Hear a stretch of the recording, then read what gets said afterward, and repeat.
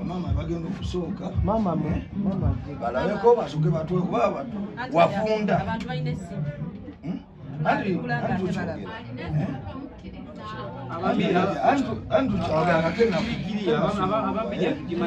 mama nabana bajja okusigala mu ddiiro bagenda okusooka baddeko era bali mu kisenge abali ebweru esimu bazijjeko babenga weetoloola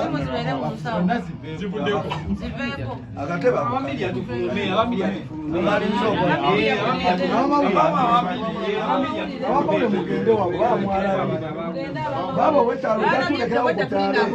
era kitalo ddala ekya muganda waffe Master Parrot, a legend, a superstar.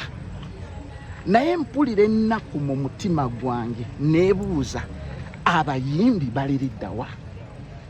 Feno mu gospel bano tubayita abayimbi abamisiri, naye Parrot nkola naye mu Uganda Musician Association mukwano gwange.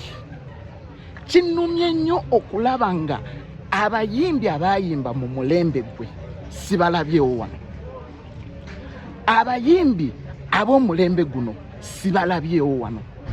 Mwe bwe mulifa ani agenda obbabeererawo bwe muba temubaddeewo ku lwa muganda waffe Master Parrot? abayimbi mukyuse neeyisa yammwe mbi nnyo nga tetunaba kuba mulanga eri eggwanga lyonna. Abayimbi ono munnammwe mwandibadde wano mulina okuba nga mwe mwasookedde ddala wano. Tubadde ku Uganda Funeral Service, tulabyeyo Kenzo, tulabyeyo Mickey Wine, tulabyeyo Big Eye, abalala muliridda wa? Tuuse wano ku Lumbe era siinawo bayimbi benkola ki bendabawo. Oba okitegeera kibi nnyo kya nnaku era abayimbi mmwe mukyuse neeyisa yammwe nze mbabuulidde. Mbamensioninza babaddeyo. Ab'omulembe gwe. No, ab'omulembe gwe twogera ku abayimbi ab'omulembe gwe. Jose Chameleone, Bobby Wine etaliwo mu ggwanga, ani omulala awo, Baragadi, Bamesachi, Gundi, ani ono,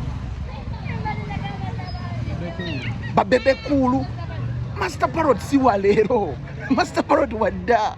Oba okitegeera. Bwa bulembe gwe.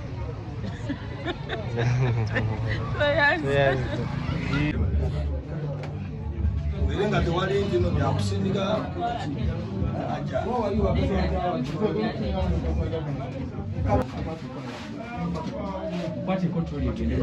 atwala mu tenti wali, so katugende ffenna mu tenti.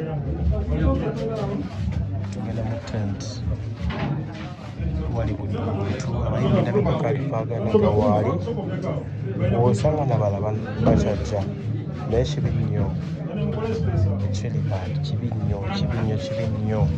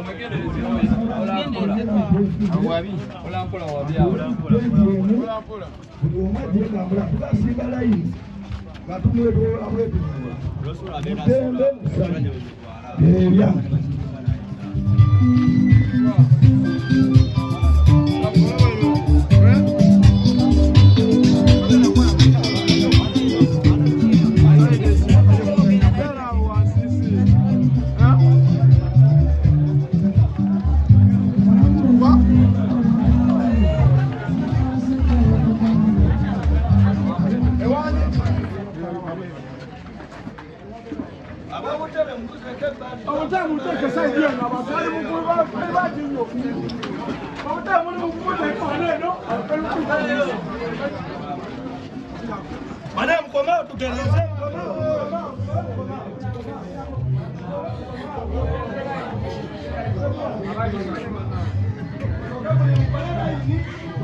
Fredo.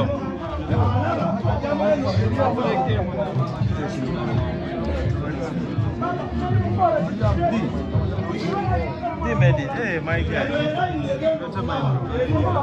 Sabo osime nawe n'olabikako. Bulungi. Ya, alikola hiyo. Era nga sikulabyeko.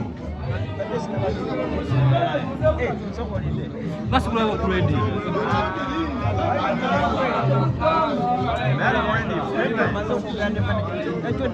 Anti Jonas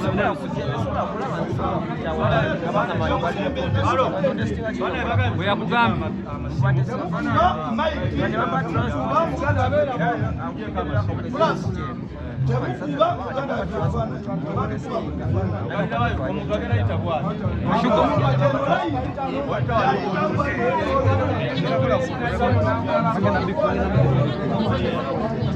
Bana abatuze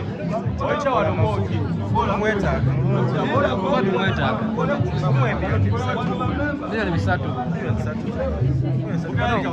Management abadde manyi akikwasaganya because balina omwana badalalinga 10 milioni.